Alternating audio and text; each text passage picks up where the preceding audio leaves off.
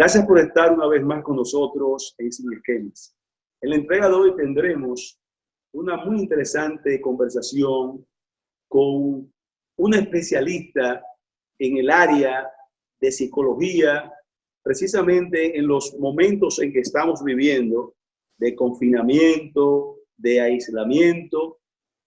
Oímos ya cómo la Organización Mundial de la Salud sugirió que en lugar de llamársele distanciamiento social, se le llame distanciamiento físico, para que bajo ninguna circunstancia se altere lo que es la parte afectiva. Vamos a conversar con la doctora Vanessa Espaillat, quien es directora de la Escuela de Psicología de la Universidad UNIBE, especialista en terapia familiar, en trauma, y con quien estamos seguros que nuestro público televidente Sin Esquemas va a recibir orientaciones muy importantes en relación a esta parte sanitaria, que es lo que tiene que ver con la salud mental, que sin lugar a dudas ocupa un papel preponderante en la preocupación y en la mente de las familias dominicanas y del mundo.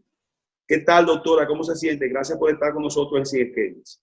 Buenas tardes y gracias por la invitación.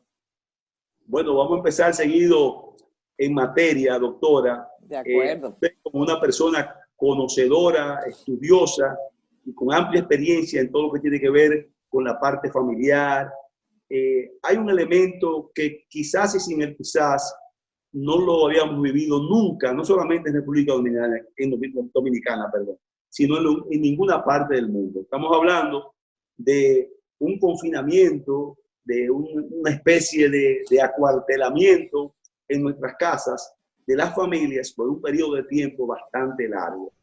Y nosotros quisiéramos que inicialmente, doctora, usted nos dijera cuál es el manejo adecuado que debemos tener como pareja, lógicamente primero, en el caso de que se trate de un hogar donde simplemente hay una pareja. Hay otros casos donde hay hogares, familias, donde está la pareja y están niños. En otros hay niños y adolescentes, y en otros hay, lógicamente, también adolescentes y niños y quizás también adultos mayores. Porque para nadie es un secreto, doctora, que la situación que estamos viviendo mentalmente, por más que queramos disimularlo, afecta el bienestar de una forma u otra. ¿Qué usted nos pudiese decir en ese sentido? Bueno, realmente, como comentaba, es un gran reto para toda la población mundial aprender a vivir en confinamiento. Para las familias que antes de esta situación han tenido la oportunidad de trabajar con armonía, trabajo en equipo, donde la comunicación positiva fluye, el reto probablemente es menos fuerte que para aquellas familias que antes de esta situación ya tenían problemas relacionales, problemas de comunicación, por lo cual ahora es un reto mayor, pero también una gran oportunidad de poder pues resolver lo que no se había resuelto antes y de poder poner atención a esos detalles que pueden mejorar la convivencia en el día a día, porque realmente ahora es una gran oportunidad también, o sea, un gran reto, pero también es una gran oportunidad. Aprender a convivir implica en estas circunstancias redefinir cuáles han sido nuestros roles, ¿verdad?, dentro de la casa, porque hemos tenido que tener tiempo para el trabajo a larga distancia, para el trabajo en el hogar, para poder ayudar a los niños con sus funciones y con sus roles en la escuela. O sea que de repente los padres han sido padres y maestros y también padres y también ocupándose pues de todas las funciones del hogar. Entonces, claro que el que tomar en cuenta las necesidades de cada uno, el poder escucharnos, el poder ver qué necesita cada uno, es una habilidad necesaria para que podamos pues tener una convivencia armónica. En el caso de que la comunicación no sea fluida, que las personas no sean muy empáticas, no se sepan poner en los zapatos del otro con facilidad, como les decía, esto es una gran oportunidad. Pero eso implica saber que el otro también tiene la misma necesidad que yo tengo, que la otra persona pues necesita también ser escuchada y ser validada. porque generalmente cuando hay problemas de comunicación es porque yo me estoy centrando en mi necesidad, en lo que yo quiero y en lo que yo necesito. Y se ha hecho difícil ver al otro, entender al otro y ponerme en el punto de vista del otro. Hay un ejercicio muy sencillito, pero muy potente para desarrollar estas habilidades. Y los comento por si acaso pues les sirve. Y Claro. cuando nosotros pues hemos estado en esta situación de estar más pendiente de mis necesidades y de lo que yo quiero, que es prácticamente algo que hemos aprendido de la niñez, empezar a ver al otro es una oportunidad ahora, por lo tanto que implica que nos sentemos todos en familia, ¿verdad? Y cada uno tiene 5 minutos para decir lo que piensa y siente. Y los demás nos callamos, nos refutamos, no criticamos, no descalificamos y no nos defendemos. Generalmente todos esos mecanismos de defensa son los que entorpecen la comunicación y lo que hacen que el otro no se sienta entendido. La crítica, la descalificación, el cuestionamiento, la defensa, porque realmente cuando una persona expresa lo que necesita y siente, yo no tengo que estar 100% de acuerdo con esa persona, pero tengo que ponerme en sus zapatos para ver que eso es lo que siente, eso es lo que esa persona necesita, y entonces lo único que yo puedo preguntar ahí es ¿en qué te puedo ayudar para que tú te sientas mejor? Pero si yo me pongo a defenderme, a criticarte y a decir que yo no soy así o que yo soy diferente y que yo no creo en lo que tú sientes o lo que tú piensas, inmediatamente entonces ahí hay una ruptura de la comunicación. Entonces, por eso este ejercicio, que cada persona habla 5 minutos, los demás escuchamos, no interrumpimos, no descalificamos, no criticamos, ayuda a desarrollar lo que es la escucha activa, porque en ese momento lo único que voy a hacer es escucharte.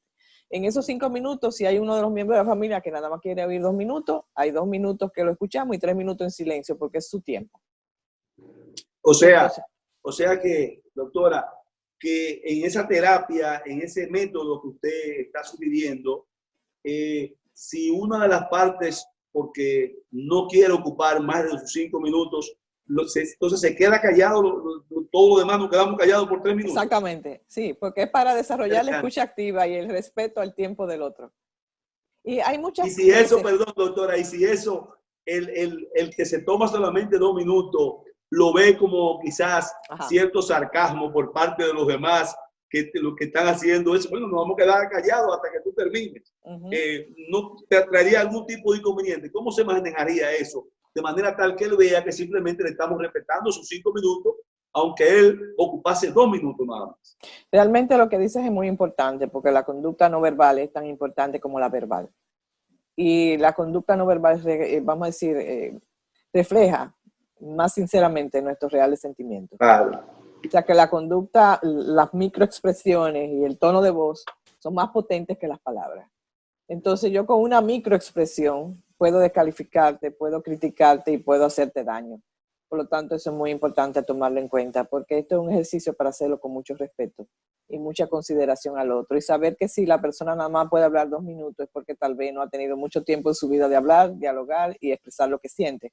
Y a veces las personas necesitan ese tiempo. Por ejemplo, en la familia a veces hay personas que son más introvertidos, otros que son más extrovertidos. Una persona que habla menos, otro que habla más. Entonces a veces el que habla más y el que es más extrovertido habla por sí mismo y por el otro. Porque le hace una pregunta al introvertido, el introvertido necesita un tiempo para reaccionar, porque no es tan rápido, ¿verdad? Entonces necesita un tiempo. Y si uno calla y escucha más, probablemente el otro que habla poco va a hablar, aunque sea algo. Entonces, y con ese respeto, con esa apertura de que quiero verte, entenderte y darte tu tiempo, por si tienes algo más que decir. Y entonces de esa manera, pues, aprender a desarrollar lo que es la escucha activa, que es la oportunidad de ponerme en lugar del otro y saber que yo no tengo que estar de acuerdo contigo 100%, ni que lo que tú sientes lo tengo que sentir yo. No, o sea, somos diferentes y está bien. Ahora, lo que tú sientes es importante porque somos familia. Eso, vamos a decir, los sentimientos, lo único que podemos hacer con ellos es aceptarlo. Quiere decir que si alguien está triste, pues lo que hacemos es aceptar el sentimiento de esa persona. Y simplemente lo único que podemos hacer es decirle, aquí estamos, en qué te apoyamos, y qué podemos hacer para que te sientas mejor. En ese mismo punto, doctora, vamos a tomar un escenario donde nos estamos refiriendo a un hogar donde haya niños, una pareja, y donde lógicamente yo le pregunto a usted como especialista, ¿hasta dónde debe llegar el límite de la tolerancia, de la negociación, del padre hacia los hijos en esa conversación, en ese sistema, que no afecte los niveles de autoridad? O sea, ¿cómo se maneja la situación en una circunstancia como la que estamos viviendo, que lógicamente es sui generis, que nunca la hemos vivido, y que el niño quizás por una razón u otra se tranca y llega un punto en que quizás, tomando en cuenta lo que usted señala de que debemos sentarnos y escuchar uno con otro, hay puntos que no podemos ceder. ¿Esa es así o siempre debe haber una negociación? Lo que pasa es que hay situaciones que se negocian y situaciones que no. Por ejemplo, los valores no se negocian. Perfecto. Los valores de la familia no se negocian. La honestidad, la responsabilidad, el que todos participamos aquí, esto es un equipo, vamos a ayudarnos los unos a los otros. Y vamos a ver qué te gusta hacer a ti. Tal vez a ti te gusta trapear, por ejemplo, y a mí me gusta barrer, a ti te gusta cocinar y a mí me gusta fregar. Bueno, pues nos reunimos, vamos a decir, cada uno asume parte de un rol, porque al final de cuentas, ser parte de la familia es ayudarnos los unos a los otros. Y si tú, por ejemplo, aportas algo a la familia, es algo maravilloso. Y entonces se valora lo que cada uno puede estar haciendo por la familia. Algo que reconstruye y acerca mucho a la familia es la comunicación positiva. Por lo tanto, en el día a día, poder decirle algo positivo a los hijos, poder decirle cómo uno los quiere y qué importantes son para nosotros, pues eso genera una conexión. Cuando viene el momento de la responsabilidad, ellos van a estar más dispuestos a trabajar si tienen conexión con nosotros que si nos pasamos el día entero peleando con ellos. Lo que hablabas ahorita sobre qué se negocia y qué no, bueno, podemos negociar las preferencias, por ejemplo, qué película vamos a ver juntos. Hoy vamos a ver una película, mañana otra, mañana vamos a visitar un museo, lo que fuera, nos acompañamos, ¿verdad?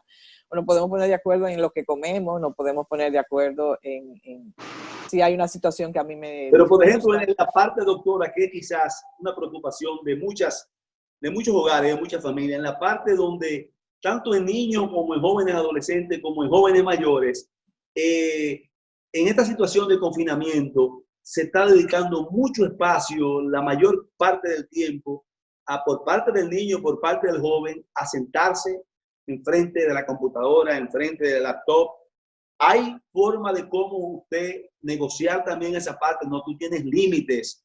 Y, lógicamente, déjeme aclarar quizá algo, eso se maneja con un niño diferente a como se pudiese manejar en una familia donde hayan jóvenes adultos que convivan, que tú no puedes imponerle a un joven adulto quizás ciertos parámetros. Vamos a decir que lo que me está preguntando ahora es cómo manejamos la autoridad con un niño, con un adolescente, con un joven adulto. Exacto. Bueno, por ejemplo, con un niño, vamos a decir, es la presencia del padre es lo que educa. A veces queremos educar a niños pequeños a control remoto, digo yo, ¿verdad? Porque yo quiero que le diga a un niño, vete a bañar, pero yo estoy haciendo otra cosa. No. Los niños no responden así. Los niños responden que si tú le dices vete a bañar, palabra, acción. Tú estés al lado del niño y hasta que tú no lo veas en el baño, no te vas. Por eso es bueno que cuando uno da una orden, el padre esté presente, orientando al niño a hacer lo que tú quieres que haga hasta que lo haga. Entonces, si no tengo el tiempo, estoy haciendo otra cosa, no doy una orden. Cuando yo hablo con un niño, lo miro a los ojos, le explico lo que vamos a hacer y lo llevo a que lo haga. Palabra, acción. Con el adolescente, vamos a decir, ya puede ir, bueno, con los niños pequeños nosotros tenemos que ayudarlo a hacer un poco el horario, ¿verdad? Porque en la mañana nos hemos convertido en madre y maestra, en padre y maestro, ¿verdad? Entonces hay que planificarle su horario, estar ahí con ellos. Los padres de niños pequeños están ahora mismo más estresados por esa razón, porque es que no solamente tienen su situación del trabajo a larga distancia, sino que tienen que estar acompañando a los niños chiquitos que no tienen esa estructura, dándole la estructura. No es fácil. Por lo tanto, que los padres, si hay una pareja, porque se puedan ayudar, sería maravilloso. Entonces, ya en la tarde, pues uno le va estructurando el momento en que ellos, por ejemplo, pueden usar los medios electrónicos. Se recomienda 2 horas por día, porque más de ahí genera adicción, eso lo dicen los expertos. Entonces, promover otro tipo de juegos, como son los juegos de mesa. Los niños aprenden a jugar si los padres juegan con ellos. O sea, tú le puedes comprar todos los juegos del mundo a un niño y lo tienen en la habitación ahí, pero si tú juegas con ellos, ellos aprenden a jugar. Entonces, a jugar nosotros juegos de mesa con ellos, leerle cuentos, hacer actividades divertidas con ellos, pues todo eso va haciendo que ellos se desconecten de los medios electrónicos, pero implica presencia de los padres. Es decir, un niño no va a cogerle el gusto a la lectura si un padre no le lee. Entonces todo eso pues hacemos con los niños pequeños. Con los adolescentes ya ellos pueden ir estructurando sus horarios. Nosotros preguntarles, ¿verdad? Bueno, tú tienes un horario en la escuela, ¿cuál es? ¿En qué momento tú tienes que estar en el aula virtual? Vamos a ver en qué momento vas a ayudar, ¿verdad? Y en qué momento pues vas a tener tu espacio para conectar con los amigos, para estar en los medios electrónicos. Y entonces plantéamelo y tráelo. Eso es una especie de negociación, porque yo te estoy diciendo ya tú lo puedes estructurar, pero te estoy diciendo es necesario que lo estructures y que participes. Y me diga más o menos cuál es el horario, cuándo lo vas a hacer, pero ya tú sabes que esa es tu responsabilidad. Ahora, doctor, perdón, siga. Sí, Entrando en otro esquema, en otra parte, dentro de esa misma línea, ya no refiriéndonos a cómo vamos a llevar a cabo el manejo de convivencia, sino cómo podemos enfrentar en el caso de que se produzcan, como en efecto este tipo de situación es muy propensa a producir, situaciones de cambio de comportamientos en cada uno de los niveles cronológicos de nuestros hijos o incluso de la misma pareja, que pueda ser el efecto quizás de algún tipo de depresión o de algún tipo de comportamiento por este confinamiento, que quizás no necesariamente sea depresivo, sino pueda ser un comportamiento hasta agresivo. sí. Entrando a esa parte, ¿cómo se maneja como una orientación en términos de la convivencia? Esa parte que ya no es solamente las reglas que establezcamos aquí para llevarnos bien, sino Sí. de los casos que ya estamos percibiendo ciertos elementos, ya dije por un lado de depresión, por un niño, un joven o un joven mayor, o otro tipo de comportamiento. Por ejemplo, yo estuve viendo en niños pequeños, porque sigo trabajando, vamos a decir, online, que tenían mucho miedo al principio por el coronavirus, entonces en la primera semana, y ese miedo pues lo reflejaban con un comportamiento más desobediente, más agresivo, pero en el fondo era miedo. Entonces, si uno se sienta y habla con el niño, vamos a ver qué te ha pasado, el niño empieza a decirte que tiene miedo y que se siente mal. Pero eso implica que no solamente estemos a la defensiva o peleándole porque no está respondiendo, sentarnos con él, ¿qué está pasando? ¿Qué estás sintiendo? ¿En qué te puedo ayudar? Eso quiere decir que para un niño desregulado, regular, se necesita un padre regulado y tranquilo. Si nosotros vamos a educar, poner reglas, normas, hasta consecuencias, nosotros podemos hacer tranquilos y en paz. Ahora, si yo estoy desregulada, si yo tengo miedo, si yo tengo ansiedad, si tengo enojo, si estoy frustrada porque mis hijos no me responden y yo voy a responderle y a llamarle la atención de una manera agresiva, lo que voy a traer de aquí para allá es otra agresividad, o sea, una lucha de poder, una escalada. Entonces, lo primero que se recomienda es que si estamos desregulados los padres, lo primero que tenemos que hacer es regularnos nosotros mismos. ¿Cómo nos regulamos? Bueno, aceptando nuestros sentimientos, aceptando que podamos tener miedo, ansiedad, angustia. Los sentimientos los aceptamos y los abrazamos, porque los sentimientos no se cuestionan, solamente existen. Hacer algo agradable para nosotros en ese momento para cambiar el estado anímico, llamar a una amiga, hablar con nuestra pareja, hacer algo agradable, y cuando bajemos ese nivel de estrés, nos damos un baño, hacemos ejercicio en la casa, qué sé yo, bueno, entonces después me siento y hablo con mis hijos, después me siento y hablo con mi pareja. Lo primero es regularme emocionalmente yo, sabiendo que es natural y normal que en un momento dado tenga sentimientos pues difíciles, porque todos los vamos a tener. Ahora, no hablo con nadie si yo estoy desregulada. Eso es lo más importante que hemos aprendido de la neurociencia, ¿verdad? Cómo manejar los tres cerebros. Si yo estoy en el cerebro reptil, que es el tercer cerebro, si estoy, vamos a decir, sobreactivada, no es el momento de diálogo, porque mi cerebro inteligente en ese momento es como si estuviera, vamos a decir, desconectado. Entonces estaré hablando con la parte mía instintiva, que es la peor parte, es la parte que me sirve para sobrevivir en momentos de dificultades, pero que de alguna manera en la relación humana, si yo estoy desregulada, lo que voy a hacer es atacar al otro. Va a haber una reacción impetuosa. Claro, entonces es mejor, yo me regulo, me tranquilizo, acepto mis emociones y en ese momento hablo con la otra persona o hablo con mis hijos. Si yo veo que estoy hablando con uno de mis hijos, con mi pareja, y está desregulado o está enojado, entonces en ese momento decirle, mira, quiero escucharte, para mí lo que tú quieres decirme es importante, pero ¿por qué no respiras, tomas un ratito, vas al baño, te das un baño y cuando te sientas más calmado, hablamos? O sea, nosotros modelamos la regulación emocional con nuestra actitud, nuestra forma de hablar, vamos a decir, el ritmo con el que hablamos, nuestros gestos también. ¿verdad? Y la sinceridad de nuestros afectos se ve en todo, en la parte verbal y no verbal. Y esperamos que el otro también esté regulado para hablar, porque no podemos obligar tampoco a otra persona, si está desregulada, a que hable. Entonces, si nos regulamos emocionalmente, si todos aprendemos habilidades para hacer eso y las respetamos, entonces estaremos más en una posición, vamos a decir, más certera de que el diálogo se pueda dar. Entonces, si un hijo está desregulado, le pedimos, mira, ve a tu habitación, cuando tú te sientas mejor, tú vienes, sal y hablamos. O sea, no es que está de castigo, no. Es que simplemente cuando uno está desregulado, uno se va.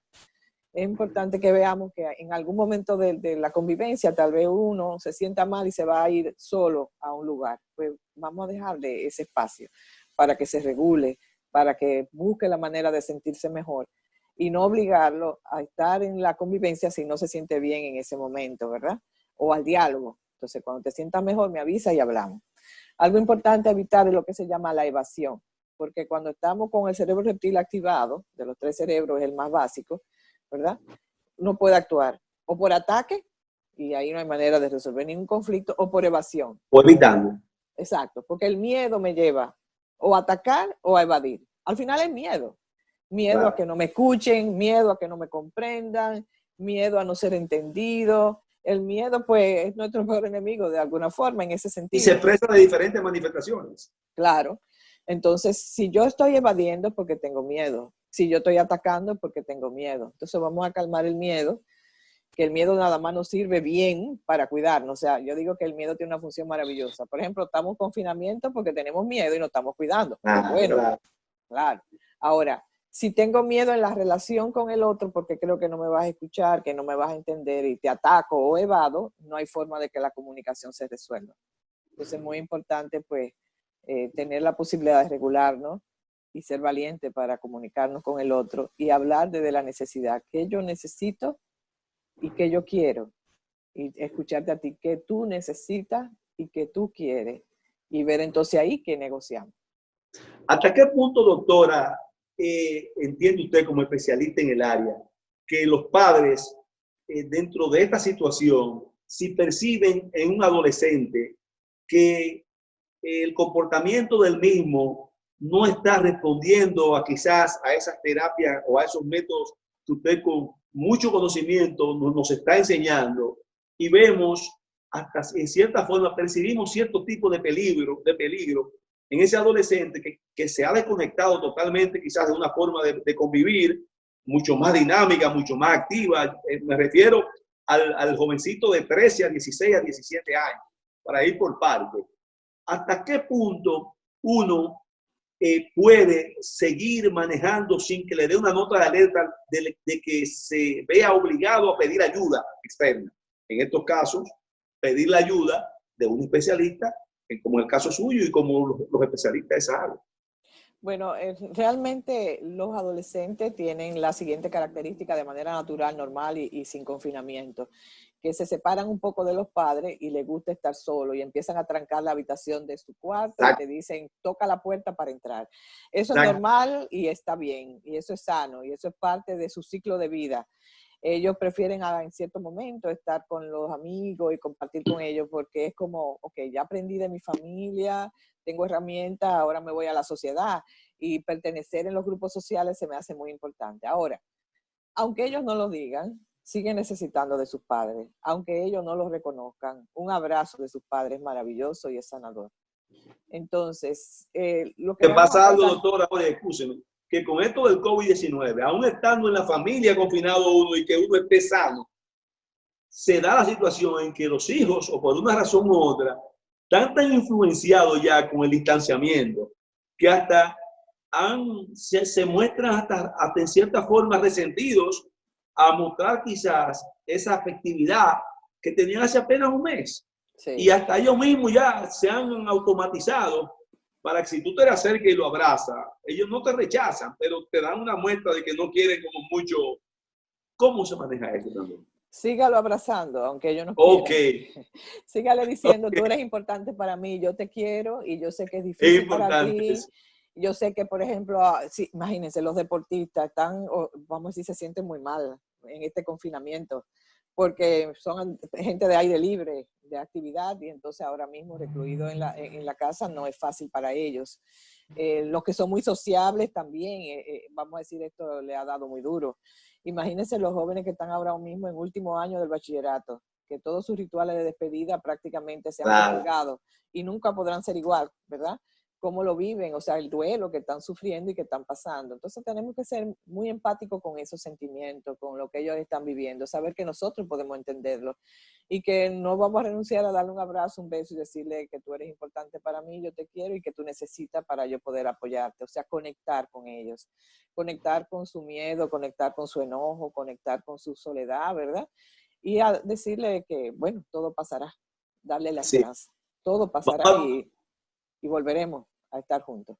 Vamos a tomar una pequeñita pausa, doctora, de apenas un par de minutos y a continuar con otros temas relacionados con lo que hemos venido hablando, sumamente interesante y que uno viendo esta situación del COVID-19 y cuando uno habla de la parte sanitaria, no tiene idea de qué tan impactante es, quizás y sin quizás, más en la salud mental lo que está ocurriendo que en la propia salud sanitaria, porque la salud mental, física, perdón, se manifiesta de mucho más fácil.